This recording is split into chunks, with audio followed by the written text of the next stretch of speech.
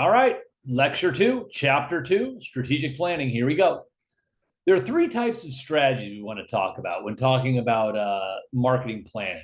There's the corporate strategy, the business strategy, and the functional strategy. Each one are interdependent upon each other because for your corporate strategy, there's a two-way influence. Corporate being here's our 10,000 foot, right? It covers the entire business of a complex organization. Then going down is the business level strategy. That's the strategic planning to create for the single business. So you have Coca-Cola Bottling Company as a corporate. The business strategy is talking about Diet Coke. And then the functional strategy is how do we activate all these little marketing plans, promotions, human resources, marketing, all these different divisions? How do they all tie in to get the Diet Coke brand going? So when you talk about those three, we have our interactivity on how they go, and it's all macro to micro on the way down. When we talk about strategic marketing management, that's a process of implementing the performance of marketing activities. So that's actually the doing, if we will. That's getting it going and performing. We don't just execute, we measure, we produce ROI, return on investment. As a marketer, everything we do is categorized by our ROI. I don't care if you spend millions of dollars doing these really cool marketing promotions. If they don't get results, that's art. The greatest sweepstakes that no one signs up for, origami. You created some sort of cool little art thing. It didn't move the needle. We focus on the strategic planning process, which is basically another one of these process steps as we go, kind of putting it into place and figuring out how we go down the path to execute the concepts. It all starts with the organizational mission and goals. That's number one. What is the overall objective of the organization? What are their missions and their goals? Then we get to the corporate and business unit strategy. That's what we talked about now, the different groups within that whole organization. So within Coca-Cola Bottling Company, what does the Dr. Pepper or the Coca-Cola or whoever it might be? Then we get into the organization's strengths and weaknesses, where we do an analysis to identify what are the opportunities and threats. It's a SWOT analysis, right? We want to figure out where we are positioned to do well, where we are positioned to have jeopardy, and then how can we improve on that, and what might we be able to do to help one and diminish the negatives on the other. And then we talk about our different objectives that go into each one within our group. So you might have marketing as a department, right? Macro marketing. You have a production, you have finance, you have human resources, you have legal, you have all these different variables that go into it. And within each one of those, what do those business objectives look like? So within marketing, Coca-Cola's objective, Diet Coke's objective is to increase shelf space. How are we going to do that? We're going to have a cheaper product with less price, so on and so forth. Production, the objective is to keep up with the demand. If we're going to increase shelf space by 10%, we need to find a way to produce 100 million more bottles of fructose 184 Diet Coke, whatever it may be, and so on. So the steps in the strategic planning process, first and foremost, define our vision. What do we want to do? What is our overall vision statement? A vision statement is the forward-looking, right? It's intended to create a mental image of what the organization wants to achieve in a longer period.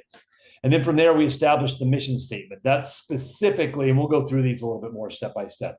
The mission statement is the specific, measurable, actionable, this is our goal. Who are we talking to, and what are we trying to perform? We do a gap analysis being where are we to where do we want to go? We'll talk this through a little bit more too. We establish our objectives and goals based on where we're at, and then we monitor the progress. So those are the 5 steps. We'll get into each one of those a little more. I know you're probably scribbling furiously or typing on your laptop or whatever, but we'll go through it all. So starting with the division or the vision statement. Who is this? Whose statement? Real quick, think about it. Build the greatest online community ever. Right. Amazon. Pretty easy, right? That's their vision statement. Next, we establish our mission statement. Mission statement has 2 goals. It's a long-term vision that asks yourself, who are our customers and what are our core competencies? Okay. So for example, Nike, bring inspiration and innovation to every athlete in the world. Who are our customers? Every athlete, asterisk, in the world. Not pro athletes, not college athletes, not competitive athletes, every athlete, meaning anybody can be an athlete. And then do they want to sell shoes? Do they want to sell, I don't know, sweatbands? No, they want to bring inspiration and innovation. Now they do so via their footwear, their clothing and all that other stuff, but they're bringing inspiration, innovation, technology to every athlete in the world. So now we go, this is where we are.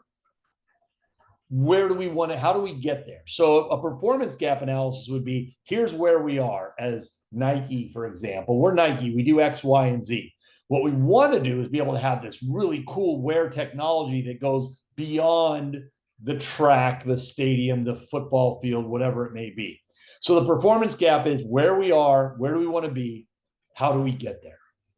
And we'll get into all this in many more chapters. In our performance gap, we're going to, one, identify the current state of the business, where we are, right? We're going to identify where we want to be. We need to identify the gaps. What are the areas where we're lacking? And then devise improvements to close the gaps. Makes sense? Pretty self-explanatory. Then we're going to establish our objectives, the second one. You may have heard this one before, SMART goals. We always talk about SMART goals in marketing. It's not enough to say we're going to increase sales or we want to be the best or we're going to be number one. What does that mean? Your objectives need to be SMART. They need to be specific, measurable, attainable, realistic, and time-bound. You can't just be over the next whatever, we're going to be great. It's we want to increase sales by 10% that we can measure. We know we can do it because we've done 5% in the past or whatever within a 3-month window, perhaps, right? So it's time bound as well. And then we monitor the progress. We keep it going to make sure we're on task. If not, do we need to keep making adjustments? Do we need to have another gap analysis to find out here's where we are, here's where we want to be, here's kind of where we've started to go, keep going on and on, repeat the cycle. The marketing plan, let's talk about it, the Bible of what we do. The marketing plan is a very complex document that is going to be, I mean, these things could be hundreds of pages if you're talking about a large organization. The marketing plan establishes everything soup to nuts from the very 10,000 foot, what's the environment, who's in our company, how are we run, all the way down to how are we going to get people to watch Must TV. So in this case, we start with the executive summary. Who are the heads of our company? For your marketing plan, it's going to be the people at Barstool Sports, right? Barstool Sports, what is their executive summary? What do they look like from the 10,000 foot? The mission statement, 2 things, right? Who and what do we do? Who are we addressing? What do we do? So the Barstool mission statement might be, to reach all sports fans, in real time. I don't know, something like that. We do a SWOT, strengths, weaknesses, opportunities, threats. We look at the objectives and the issues. We then market segment. Now we're starting to figure things out. Now we want to do market segmentation and target market. We want to start to break down our audience to find the most viable people within our mission statement. Of the who, now we want to put actual numbers, categories, because you can't just market everything to everybody. You can't shotgun approach. When people say, well, we market to everyone. No, you don't. There's still a primary buyer. There's a consumer. There's one group that has got the sweet spot that you're going to hit at. Then we develop personas of those. What's a buyer persona? Let's say it's Professor Ravino is, we're looking at, college educated, disposable income, married with 2 kids, male, who happens to be handsome as all get out. Okay, well, that's our buyer persona. We'll call him Professor Ravino. Positioning it, where we're going to be, how we're going to set ourselves up. When we position ourselves, what's our brand? What's our voice? What is our appearance to the ideal consumer? What's the current marketing situations? We check all the boxes. Is it a good time to get in? Is it not? Is there competition? Whatever that may be. We build out our strategy, do the action programs, which is the activation of all of these great things.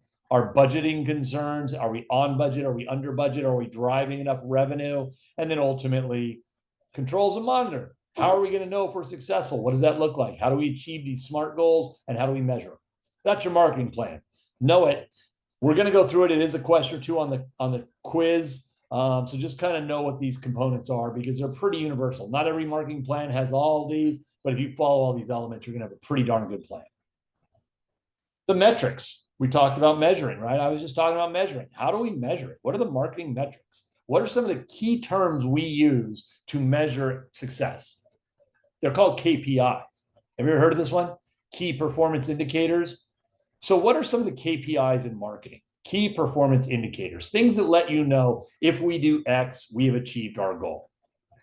On the business level, from the overall business, could it be profitability, total sales? Maybe your KPI is new incremental sales. Maybe it's Diet Coke is in all these stores. We have 100% distribution. So our KPI is going to be, can we get to 105%? Can we double up? Can we increase new sales since we already have whatever?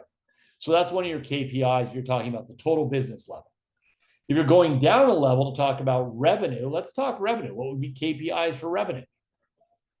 Average cost per consumer. Well, how much money are we bringing in per consumer?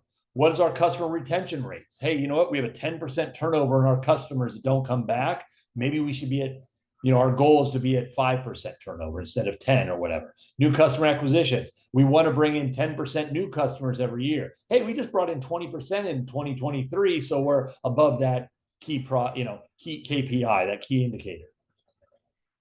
Customer support, different ways. How are we measuring how our customer service is doing? Well, maybe we're looking at customer satisfaction scores when they do, rate this service, give us a review, that kind of thing. Customer resolution rate. We answer 95% of the problems and there's resolution on the phone. How long does it take? Are we able to get it within a half an hour and solve their problem? Is it a 2-week? We'll send them their refund, whatever the variables may be. These are just all examples of what the parameters may look like as you set up your KPIs.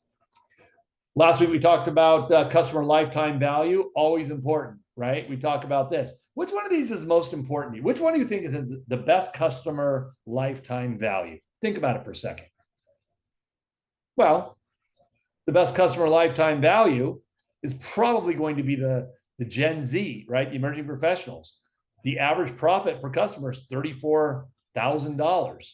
The average year retained is 2. So what might be an opportunity? Can we retain them, increase their retention, and end up having our customer acquisition cost is a little bit higher, but they're more profitable on the back end. So depending on what you're measuring, those are variables. Excuse me. There's a great video on there of Mick Rock. I did a show called On the Record with Mick Rock. Mick Rock was a rock photographer. He's known as the man who shot the 70s. So back in the day, before you guys were around, album covers and all that were the huge to do. They were just as important as the music. So Mick Rock shot every famous album cover from, Blondie to the Rolling Stones, all these amazing iconic groups. Queen, there's all these great, and he's worked with current guys too, all the way from Madonna, Snoop Dogg, all this other stuff. So we had a promotion or a show with Mick Rock where he interviewed celebrities, and it wasn't a very good show. So as a marketer, I said, well, what's the hook? How am I going to get this going? I got to tell you, I met Mick Rock for the first time. Dude looks like Howard Stern and talks like Keith Richards. He's awesome. He's out of his gourd. He's bat-ass crazy. So I liked him, of course. So what I realized was the show's going to stink, but what if digitally, to build awareness for this show, we could do short form content of Mick talking about, which is the greatest music act of all time? Are you a Paul Lennon, John McCartney, Beatles guy? Who do you like? Who's the best performer today? That kind of stuff. So we went through and created these digital short form, partnered with Verizon to help drive them specifically in Verizon markets. The results, and the reason I bring this up now is because watch the video on there from Mick Rock. Notice the results. We increased viewership by 10,000%. We were X, Y, and Z. Verizon was the 5th biggest distributor of our programming for Ovation, the TV Arts Network. DirecTV was 1, AT&T 2, so on and so forth.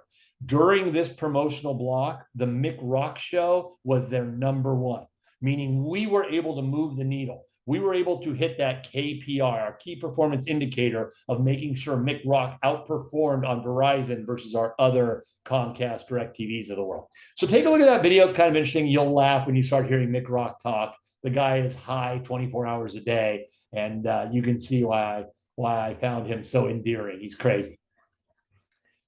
When we're doing these things, we also need to talk about ethical considerations. All marketing has ethical considerations. When we're out there doing something, we need to be authentic. We need to be honest. We need to not be deceptive. Yes, we want to try and sell ourselves and tell a good story because marketers are storytellers, but there's ethical considerations. We want to ensure customer loyalty. We want to improve our credibility. We want to have brand enhancement. We want to get bigger and stronger and better in the community. You guys, Gen Z, you engage differently with brands. It's different. My day, here's your brand. Your parents, your grandparents, the boomers, they would buy their brand. It was what's cheapest, what's the best, blah, blah, very black and white. With you guys, there's some interesting statistics. 66% of global consumers are willing to pay more for products that are sustainable. So you guys are like, yeah, I'll pay an extra $1 for a soda if it's green and it doesn't hurt the environment. Our generation wouldn't do that. 73%, nearly 3 out of 4 indicate that you're paying extra for sustainable goods. That's amazing. But my point is that's a whole different consideration when you're talking about green and ethics and going throughout the environment, because what matters to you guys and what you guys think ethically drives a product might be different to the CEO in the boardroom that only cares about the bottom line. So that's it. That is chapter 2. Give it a read. And you look forward to having chapter 3 coming up later in this week. You can check that out. And then our quiz will be on chapters 2 and 3.